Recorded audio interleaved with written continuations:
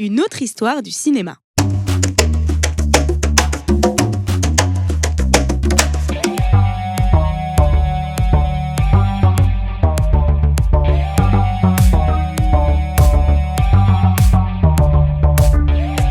Quand j'ai lancé Tarab, j'ai su dès le début qu'un épisode parlerait de cinéma.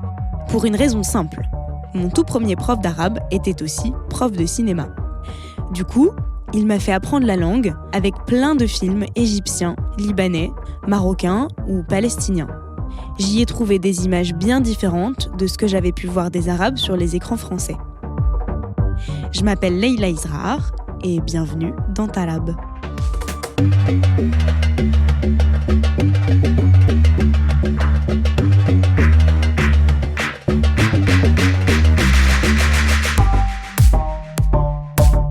Incarnation du sultan sanguinaire, du dealer interlope, du héros national, la représentation du personnage arabe est complexe et elle remonte à très, très loin. Aujourd'hui, on va se concentrer sur son évolution jusqu'au début des années 2000, parce qu'on ne peut pas tout faire en une fois. On va parler de cinéma colonial, de cinéma immigré, de farce burlesque, de polar, de cinéma beurre, de cinéma de banlieue, de Fernandel à Bouchareb, en passant par La Haine et Taxi. Depuis quand est-ce qu'on représente les Arabes dans les fictions de cinéma français ? Quelles ont été les caractéristiques de ces images à travers les décennies ? Comment et pourquoi est-ce qu'elles se sont modifiées ? Pourquoi, à un moment donné, on a confié aux acteurs d'origine maghrébine des rôles de voyous ? Quel lien est-ce qu'on peut faire entre l'exploitation des salles de cinéma et la représentation des Arabes à l'écran ?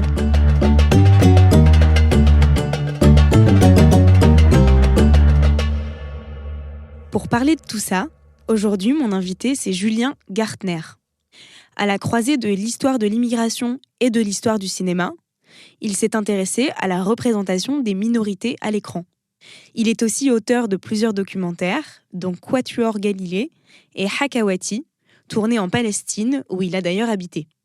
Il a aussi réalisé un autre film avec Édouard Milsafif, Nouvelle Vague, quand le cinéma prend des couleurs. Et enfin, il a consacré une thèse entière à la représentation de l'arabe dans le cinéma français depuis les années 70. Et dans le titre de sa thèse, le mot arabe apparaît entre parenthèses. Le mot arabe, je l'ai mis entre parenthèses parce que je pensais qu'il était utile de mettre ces parenthèses pour montrer que c'était un stéréotype et que c'était un stéréotype à déconstruire. Parce que l'arabe dans le cinéma français, c'est aussi bien un saoudien qu'un libanais, qu'un travailleur immigré, algérien, marocain ou tunisien. En gros, on ne fait pas la différence. Un arabe est un arabe. Et en l'occurrence, dans ce genre de film, un bon arabe est un arabe qui vole, ou qui viole, ou qui tue, ou qui empoisonne. Dans arabe, on peut mettre travailleur immigré, on peut mettre beurre, on peut mettre délinquant, on peut mettre plein de choses. Dans arabe, c'est assez pratique. On peut mettre aussi musulman. Dans arabe, ça marche. Donc l'arabe, entre guillemets, parce que pour moi, c'est le stéréotype qui regroupe un peu toutes les terminologies qui y sont associées. Il y a tout un tas de films où l'arabe est juste l'arabe. Il n'a pas de prénom, il n'a pas de nom. C'est un arabe et ça se suffit ainsi. Et ça remonte déjà au cinéma colonial, où l'arabe est pas encore un acteur, mais plus un objet ornemental. Il est là, il est dans le décor, il est posé avec un chameau, un palmier, puis un arabe au milieu. On va utiliser le terme arabe tout au long de l'épisode comme un archétype, c'est-à-dire un ensemble de modèles sur lesquels se déclinent plusieurs œuvres. L'arabe apparaît pour la première fois dans le cinéma colonial sous la figure d'un administré. Autrement dit, il a souvent un rôle de plante verte, sans trop de précision sur son parcours ou son identité. Et d'ailleurs, cette image brossée grossièrement a préexisté à l'avènement du 7e art. Elle est beaucoup plus ancienne, on peut même la faire remonter à la chanson de Geste et à la chanson de Roland, où déjà le Sarrasin, c'est ce géant noir menaçant. On peut passer sur les turqueries de l'époque moderne, et puis on peut arriver aux cartes postales coloniales, on peut arriver aux expositions coloniales, et puis on peut enfin aller vers le cinéma. Le cinéma qui va très très tôt dans le monde arabe, puisque les Frères Lumière envoient des opérateurs. Eugène Promiot et Félix Mesguich, les premiers opérateurs Lumière, vont voyager dans le monde arabe l'année après l'invention du cinématographe. Donc dès 1896, on a les opérateurs Lumière qui vont se promener dans le monde arabe. qui vont faire des prises de vue sur les places publiques et qui vont les projeter le soir même face au public. Le cinéma colonial arrive aussi assez tôt. Au milieu des années 10, on a des premiers films coloniaux, plutôt confidentiels, mais qui donnent déjà une petite idée. Il y a un cinéaste qui s'appelle Camille de Morlon qui va tourner en Tunisie en allant voir les moukers. Petite parenthèse, mouker, c'est un mot familier qui désigne une femme. Pour celles et ceux qui parlent espagnol, ça dérive du mot mujer. Ce terme avilissant était en particulier utilisé au début du siècle pour désigner les femmes maghrébines. À noter que dans le Larousse, c'est aussi écrit maîtresse ou prostituée. On voit déjà un rapport aux femmes assez particulier dans ces titres. Et puis, le cinéma colonial démarre vraiment avec un grand succès qui est un film de Jacques Feder en 1921, c'est l'Atlantide. C'est l'adaptation du roman de Pierre Benoît qui est censé se passer sous la mer, qui là se passe dans le désert du Hogar, dans une cité interdite où deux officiers français égarés au milieu du désert vont rencontrer la fameuse reine Antinéa qui va les ensorceler d'ailleurs. Cette Atlantide de 1921, c'est déjà un royaume peuplé de femmes. Et dès les débuts du cinéma colonial, on a quand même une analogie on a une métaphore très intéressante dans le cinéma colonial qui est celle d'un espace à conquérir et de femmes à domestiquer. C'est un cinéma tragique, comme s'il annonçait une colonisation impossible, ou en tout cas une décolonisation inéluctable. Je pense à Pépé le Moko, qui est une des pépites du cinéma colonial. Jean Gabin, à la fin de Pépé le Moko, il descend de la Casbah et il se suicide en voyant le bateau repartir pour la France parce qu'il a le mal du pays. Dans tout le cinéma colonial, les légionnaires parlent de Paris, parlent de la métropole et sont nostalgiques. Et cette nostalgie qui transparaît dans le cinéma colonial, elle est intéressante parce qu'elle nous raconte, peut-être inconsciemment, quelque chose de la colonisation, une forme de culpabilité ou en tout cas une forme de fin tragique inéluctable. Le personnage du maghrébin ou de l'arabe, lorsqu'il apparaît dans les films coloniaux, est souvent confié à des acteurs français. Ça participe à la caricature et à la négation du colonisé qu'on juge incapable de jouer son propre rôle. En creusant un peu le sujet, j'ai appris que dans ces films coloniaux, il y avait des acteurs très célèbres. Par exemple, Fernandel. Il a notamment incarné un Ali Baba à l'accent marseillais dans un film du même nom tourné dans le sud marocain en 1954. Alors pour moi, Ali Baba, c'est un peu entre les deux, je ne sais pas comment le qualifier. Ali Baba, c'est un film dans lequel on retrouve Samia Gamal, la grande danseuse égyptienne, pour un de ses seuls rôles, d'ailleurs, dans le cinéma entre guillemets occidental, elle qui est déjà une grande star du cinéma égyptien à l'époque. Ali Baba, c'est quand même du cinéma colonial parce que c'est avant les décolonisations et c'est quand même un regard sur l'Orient qui est très particulier, où finalement la culture orientale ne vaut encore que par son aspect exotique et parce qu'on peut en rire. Pour revenir sur Fernandel, il est connu pour Ali Baba, mais il est moins connu pour un film colonial qui s'appelle Un de la Légion. Un de la Légion, qui est un film de Christian Jacques, si je ne m'abuse, qui est un film assez incroyable, qui commence comme une comédie. Et puis, par une sorte de quiproquo, Fernandel arrive à Sidi Bel Abbès dans la Légion étrangère. Et ce Fernandel, complètement maladroit, qui en fait fuit sa femme, devient légionnaire. Et là, le film glisse de la comédie au film de légionnaire. Et Fernandel va partir dans le Djebel avec ses compagnons d'armes pour chasser l'arabe. Et il y a un des plans les plus mémorables du cinéma colonial dans Un de la Légion, parce que Fernandel et ses camarades sont attaqués. Il y a un discours du sergent qui dit qu'avec ces salopards, il faut faire attention parce qu'ils vous ouvrent le ventre et puis leurs moukers vous mettent des pierres chaudes à l'intérieur. Enfin, il y a tout un discours radical et sur des combattants qu'on ne verra jamais. Parce que certes, ils sont attaqués, mais tout ce qu'on verra comme plan des indigènes dans Un de la Légion, c'est ainsi qu'ils les appellent, les indigènes ou les salopards, c'est un fusil qui dépasse d'un rocher et un fusil qui tombe quand un des légionnaires réussit à abattre le combattant arabe, maghrébin, le salopard en tout cas. C'est hyper intéressant parce que c'est très révélateur de la façon dont on montre qu'il faut pacifier encore un petit peu les colonies, mais dont on ne montre jamais le combattant face aux Français, face aux légionnaires. Voilà, si vraiment il y a des salopards dans la région, c'est sur ces hauteurs qu'ils se trouvent. Notre mission consiste à les repérer et à les dénombrer aussi exactement que possible. Vous êtes pour la plupart de vieux blédards, vous connaissez la règle du jeu. C'est donc à la plaisaille que je m'adresse. Ces brigands sont rusés et cruels. Leur méthode habituelle est la traîtrise. Leur tactique préférée, l'embuscade. Leur arme favorite, le poignard. Passés maîtres dans l'art du défilement et du camouflage, ils sont autour de vous et sur vous sans que vous les ayez vus ni entendu venir. C'est à nous de prendre nos précautions et de répondre à la ruse par la ruse. Pour moi, il y a encore il y a un cinéma, je ne sais pas si on peut qualifier de post-colonial, mais il y a des résidus de cinéma colonial dans le cinéma français jusqu'à la fin des années 60. Pour moi, il y a un film remarquable de Bernard Borderie, c'est Angélique et le Sultan. Grand classique, c'est rediffusé à la télévision, on peut le voir tous les ans pendant les fêtes de Noël. Vous avez la saga Angélique, dont Angélique et le Sultan, avec Robert Hossein, évidemment, le grand Robert Hossein, qui cette fois-ci, je crois, il est capturé par des pirates, et puis Angélique se retrouve toute seule chez le sultan, un sultan hyper cupide, en fait, auquel on vend l'idée qu'on va lui donner la formule pour faire de l'or. Voilà, donc le sultan se laisse avoir, etc. Et le sultan, évidemment, essaye de violer Angélique.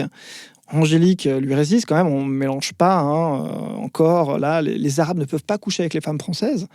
Alors que les soldats du cinéma colonial et que les légionnaires allaient voir les moukers tous les soirs dans le cinéma colonial, on n'imagine absolument pas qu'une relation inverse puisse exister. Donc le sultan essaie de violer Angélique, elle refuse, elle sera torturée par le sultan, elle va payer évidemment de sa personne, on va la fouetter en public, etc. Et puis finalement, évidemment, Robert Hossein viendra la sauver à la fin du film. Mais il y a comme ça des résidus de cinéma colonial jusqu'au début des années 70. Et des films qui font un succès incroyable.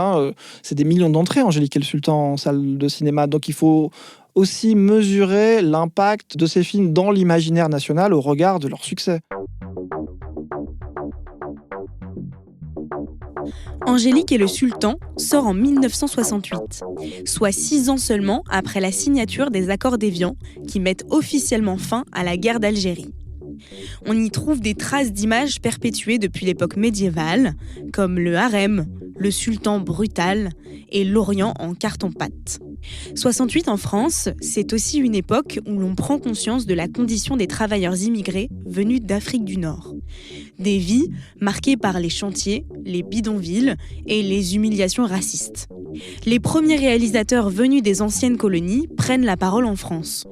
Parmi eux, on compte un cinéaste autodidacte arrivé d'Algérie, Ali Ranem. Il va tenter de filmer les ouvriers dans leur propre rôle, dans un film qui s'appelle Mektoub. Je cherche un ami qui habite ici. Son nom, c'est Salah Ranouja. Dis donc, tu nous réveilles une heure pareille. Tu sais pas qu'il y a qui travaille, non? Excusez-moi, j'arrive d'Algérie et je cherche un ami qui habite ici, alors... Et alors, c'est pour ça que tu nous as dérangés? Comprends-le, il n'y arrive pas ici la nuit. L'autre nuit, on a assassiné Kadoul. Excusez-moi de vous avoir dérangé. Nous l'hébergeons bien jusqu'au matin. Ah non, nous sommes déjà 7. Mektoub sort en 70. C'est d'ailleurs le premier film, entre guillemets, on appelle ça le cinéma immigré à l'époque. Mektoub, ça fait 5000 entrées. Là où Angélique et le Sultan ont fait plus de 2 millions, alors les chiffres qu'on retrouve entre 5 et 10 000 entrées à peu près en salle, ce qui est très maigre. C'est pas les millions d'Angélique et le Sultan. Donc là, on peut déjà mesurer le combat entre deux imaginaires. Et Mektoub, c'est un de ces films qu'on peut appeler, entre guillemets, des films immigrés, où on va parler de la solitude des travailleurs immigrés, du racisme de la société française. Là encore, la fin est tragique. Bien souvent, les immigrés dans ces films-là meurent et meurent victimes du racisme. Mais c'est encore un cinéma extrêmement marginal. Et on sent bien que la société française, au début des années 70, elle est pas très prête pour ça. Ces films sont finalement peu distribués et peu vus. Du coup, je me demande, est-ce qu'à ce moment-là, la France n'est pas prête à ouvrir les yeux sur les conditions de vie précaires des travailleurs immigrés, ou bien est-ce qu'elle n'est pas prête à reconnaître les cinéastes maghrébins comme des artistes à part entière ?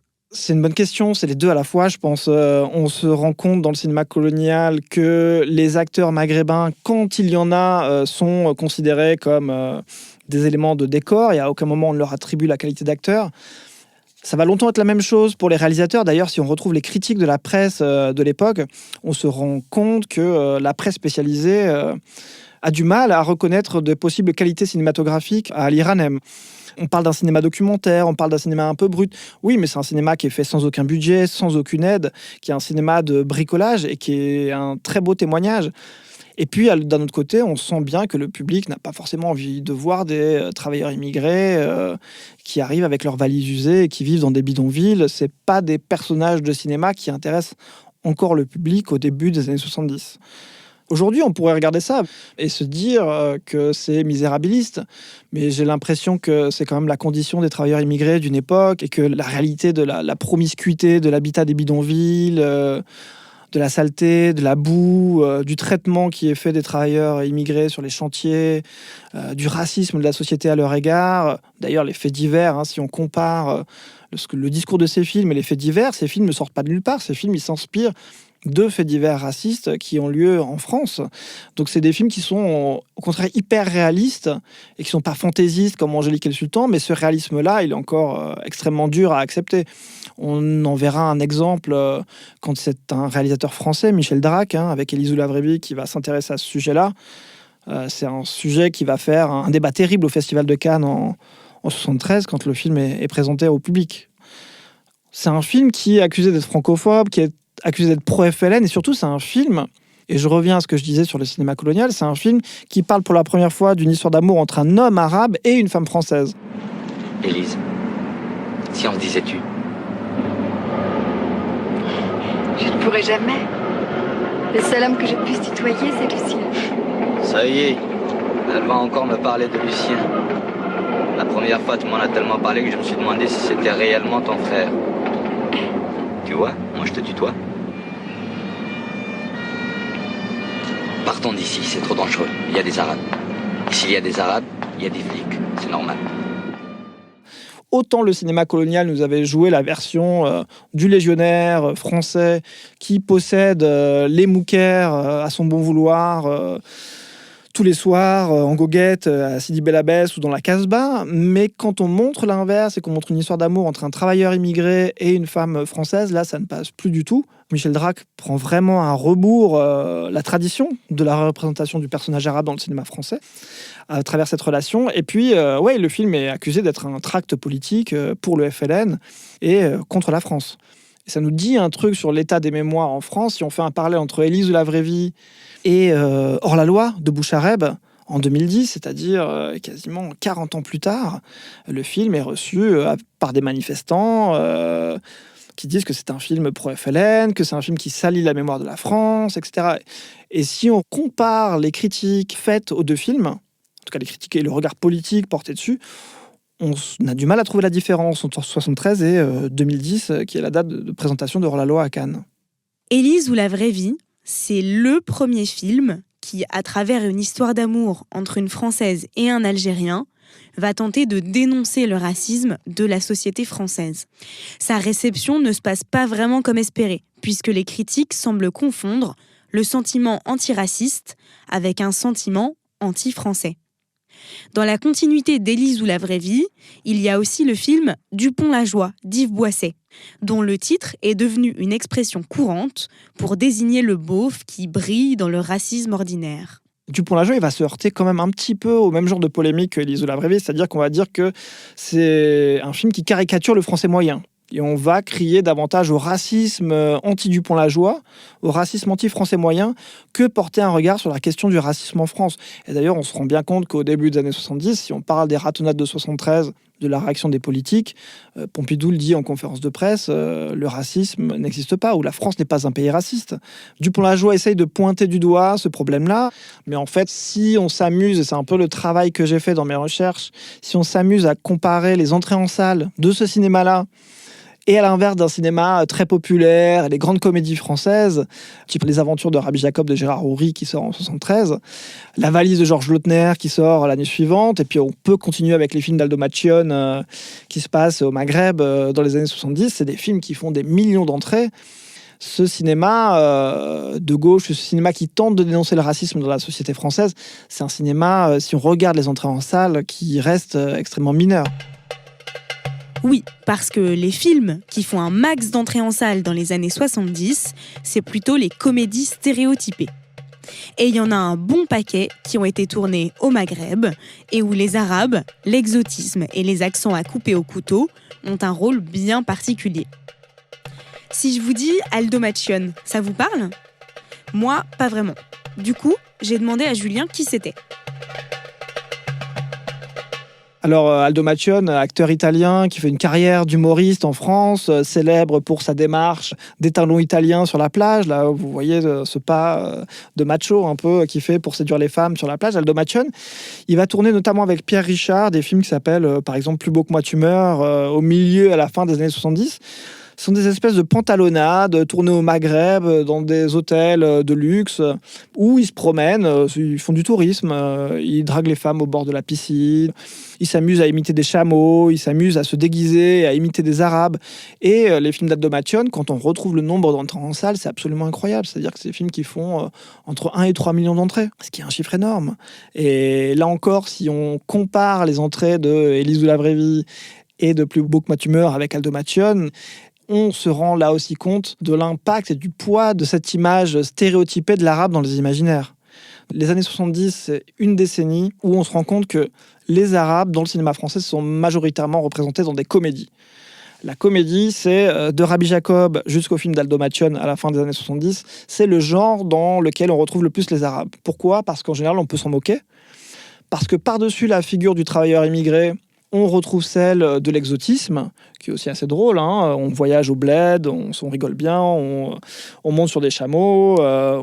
Pour moi, la comédie raconte quelque chose parce que c'est une forme de mise à distance par le rire. C'est-à-dire qu'il y a des travailleurs immigrés en France, il y a des Arabes en France, mais c'est la crise économique et ils ne vont pas rester.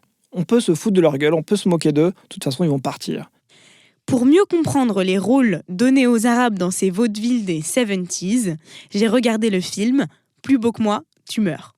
Dedans, Aldo Macione est accusé de braquage et s'exile en Tunisie chez un vieux camarade. Ils se rendent compte qu'on les poursuit alors qu'ils sont en train de faire la bringue dans un hôtel, habillés en tutu. Ils s'enfuient tous les deux en camionnette, dans le désert, où ils rencontrent un cheikh qui, lui, porte une djellaba et une coiffe traditionnelle. Je vais pas vous mentir, ça vaut son pesant de cacahuètes.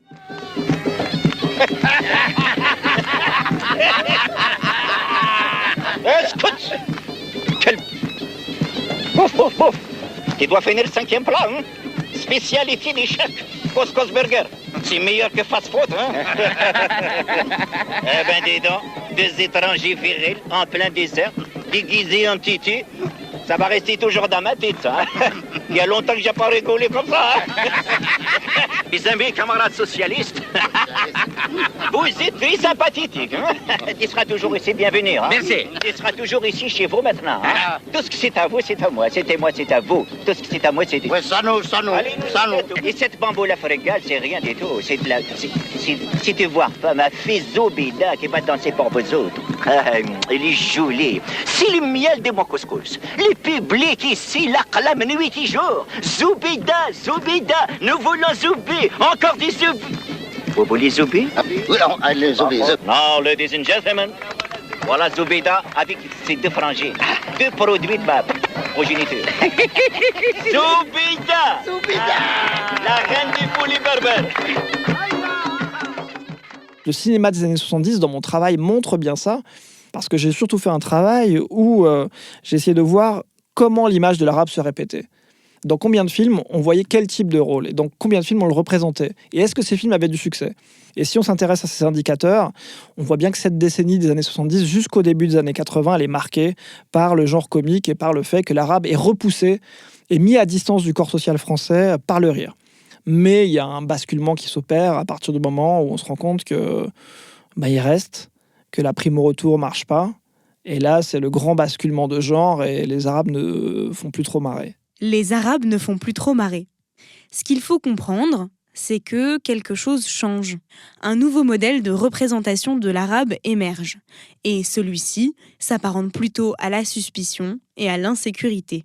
C'est au début des années 80 que le grand virage de l'arabe délinquant, de l'arabe dealer, de l'arabe voleur, prend son essor dans le cinéma français. Et c'est peut-être pas un hasard, parce que le contexte sociopolitique s'y prête. Alors, certes, la gauche arrive au pouvoir, mais le cinéma prend un grand virage vers la droite.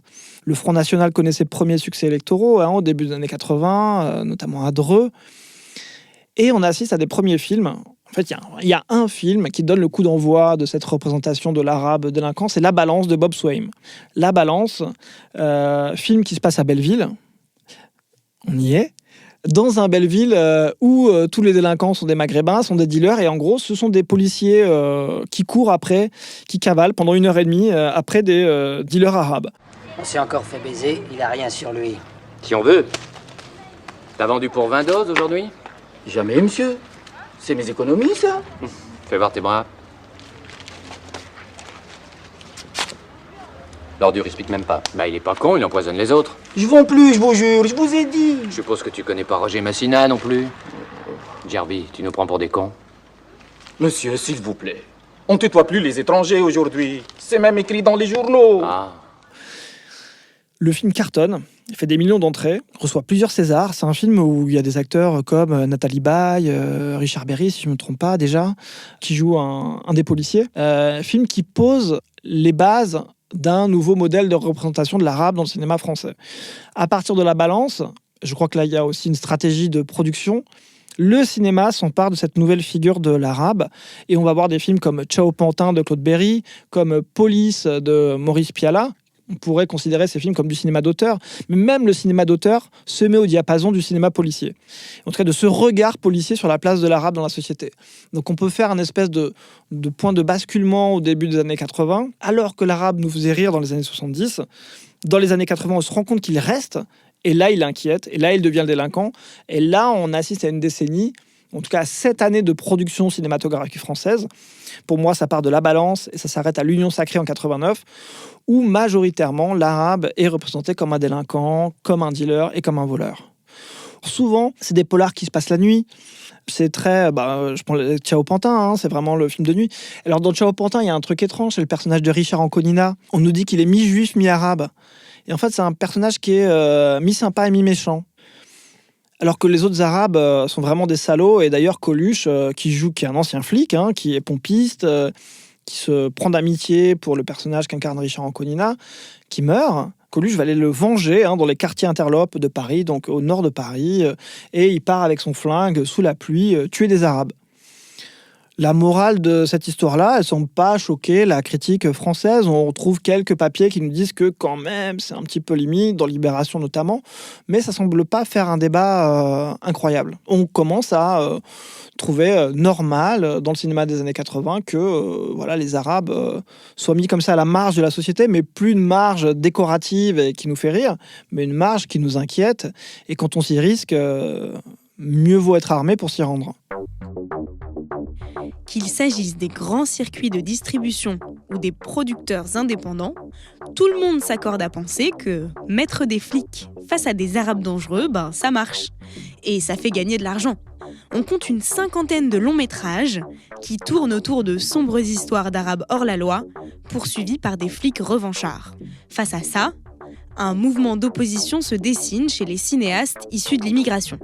On est dans les années 80 et à ce moment-là, il y a un terme qui est sur toutes les lèvres. Il y a le cinéma beurre qui commence, ce qu'on a appelé le cinéma beurre, qui va avec cette marge des beurs, entre guillemets. Ce cinéma, entre guillemets, donc beurre, qui est fait par des Français issus de l'immigration. Un des premiers, un des exemples, c'est Mehdi Charef, avec le Théorème d'Archimède, qui est une adaptation de son roman. Et dans ce film, il va nous parler d'une histoire d'amitié entre un jeune Français d'origine maghrébine et un camarade, on va dire français, entre guillemets, de souche. Et on se pose plus vraiment la question de l'identité, de l'ethnie, des origines, mais on se pose plus la question de la condition sociale. C'est un petit peu plus intéressant. Le film marche bien. Mehdi Charef avait déjà eu une couverture médiatique intéressante pour son livre. Donc on parle du film. Et c'est un des premiers mouvements de résistance. Mais là encore, comme dans les années 70, le cinéma émigré s'est heurté à ces grandes comédies. Dans les années 80, ce cinéma qu'on va qualifier de cinéma beurre, à l'époque, je fais que reprendre ce qu'écrivait la presse à ce moment-là, qui le caractérisait ainsi. Ce cinéma-là, il va se heurter au cinéma policier, et à ce genre policier qui envahit les écrans, qui cartonne.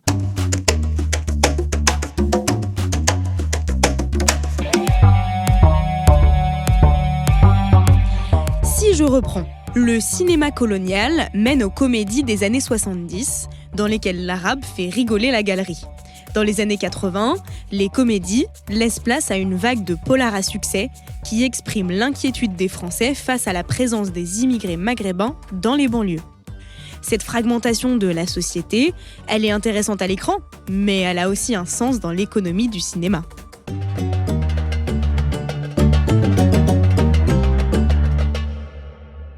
À la fin des années 80, le cinéma français connaît une chute des entrées en salle. Il y a une espèce de crise des entrées.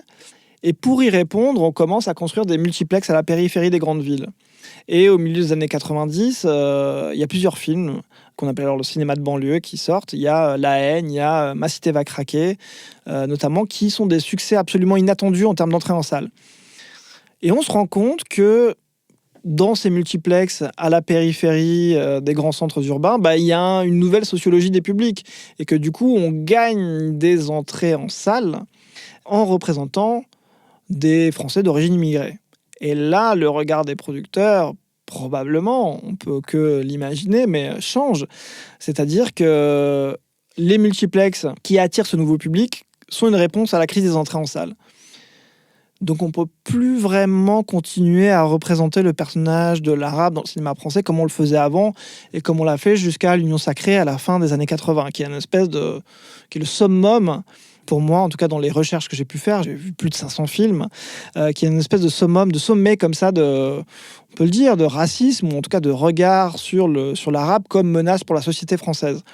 Dans l'Union sacrée, c'est un film d'Alexandre Arcadi, l'Union sacrée de 1989, avec Richard Berry et Patrick Bruel qui jouent deux flics. D'ailleurs, Richard Berry joue un flic entre guillemets arabe, et dans la presse, Alexandre Arcadi dit qu'il ne trouvait pas d'assez bons acteurs maghrébins pour pouvoir confier un des premiers rôles à un de ses acteurs. Donc du coup, il a été obligé de choisir Richard Berry à côté de Patrick Bruel.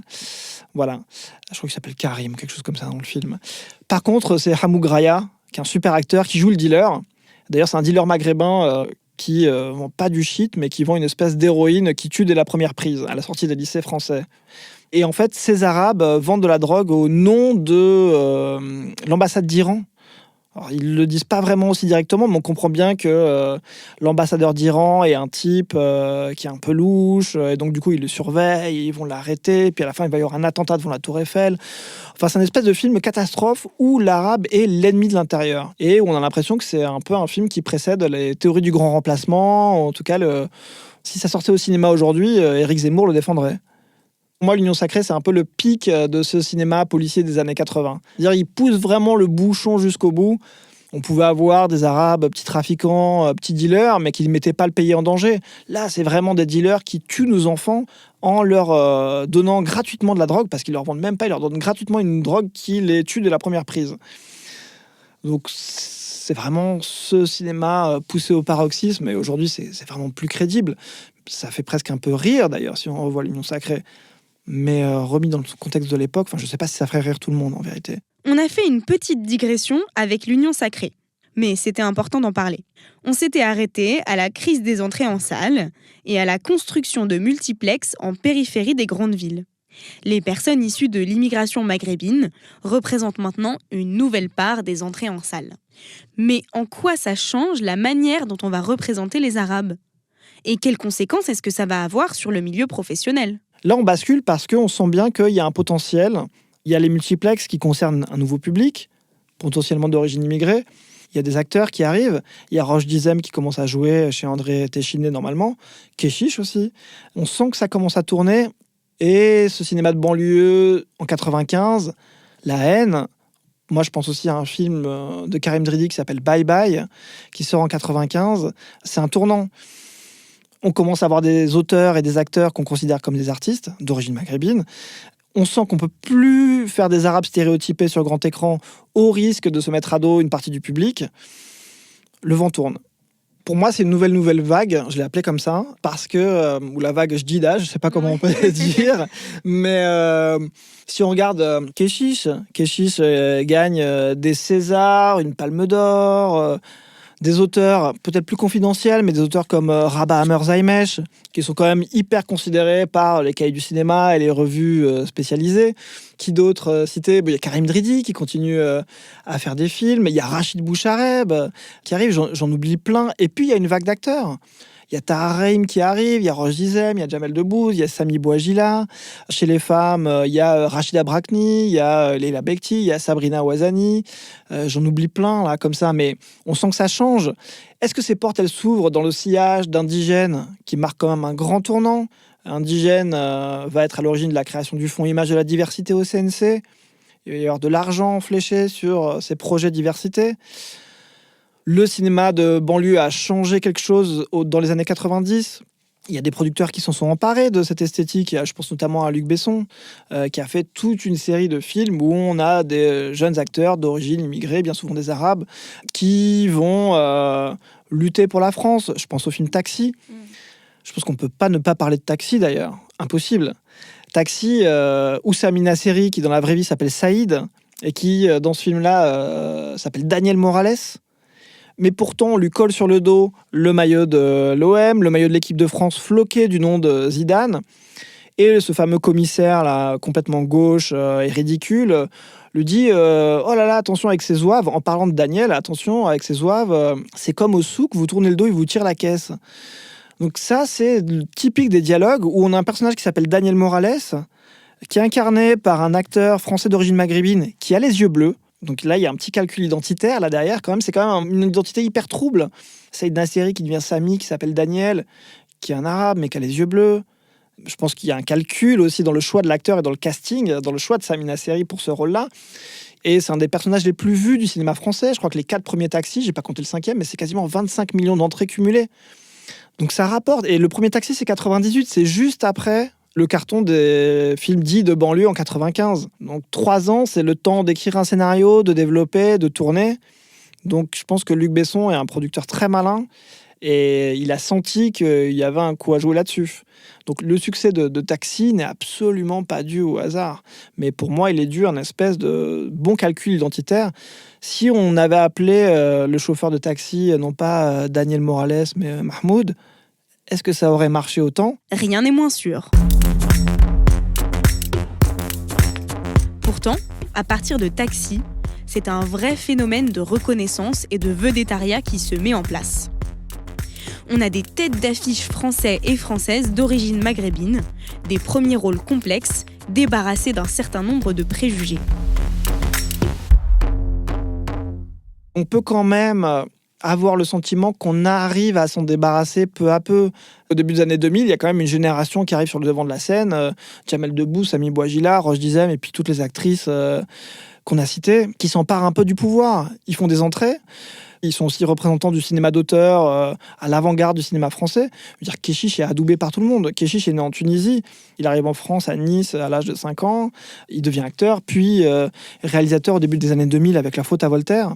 Et puis, il enchaîne des films qui sont consacrés dans le monde entier. Donc ça, qu'on aime ou pas ces films, c'est quand même un signe des temps, ça change. Tahar Rahim dans Le Prophète, premier rôle, premier César. Leila Bekti joue de plus en plus, Sabrina Ouazani aussi. Et puis Indigène a été aussi un film marqueur de la société française. Je veux dire, d'ailleurs, je me suis demandé si Macron rejouait pas un peu Chirac devant Indigène en parlant des Misérables. Jacques Chirac voit le film dans une projection privée, il sort hyper ému et il dit il faut revaloriser les pensions des combattants nord-africains. Et donc là, on a un film qui a un vrai effet sur l'opinion publique, un film qui fait entre 3 et 4 millions d'entrées, si ma mémoire est bonne, et qui va avoir un impact sur la législation française. On va décider de décristalliser, de dégeler les pensions des combattants nord-africains grâce à un film. Et c'est assez énorme. La comparaison avec Les Misérables, parce que Macron a déclaré qu'il avait vu le film en projection privée, qu'il était sorti hyper ému et qu'il fallait absolument faire quelque chose pour les quartiers populaires en France. Voilà, donc j'ai l'impression que derrière, il peut y avoir une forme d'opération de communication. Je ne sais pas si Chirac faisait de la com pour Indigène, mais en tout cas, moi j'ai l'impression de lire les mêmes mots pour le même cas de figure à 10 années d'intervalle, 10-15 ans d'intervalle.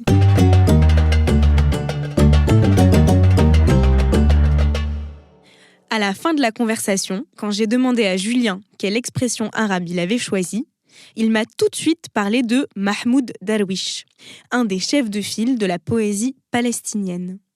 Si vous écoutez pour la première fois Tarab, sachez que c'est ainsi que mes invités annoncent le mot de la fin. Et j'aime bien un de ses poèmes qui s'appelle « La terre nous est étroite », dans lequel il dit « Ila aina nadhabu ba'ad al-hududi al-akhirati » Où irons-nous après l'ultime frontière ? Et je trouve que c'est un vers qui doit nous interroger à plein de niveaux.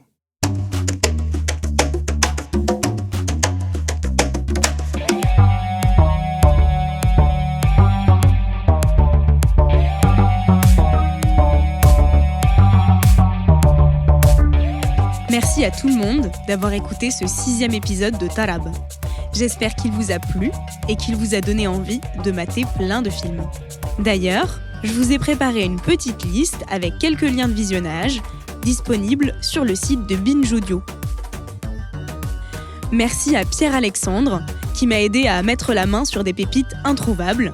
Et puis merci aussi à Julien, mon invité, qui a fait l'exploit de nous rejoindre depuis Nice en express, un jour de grève nationale.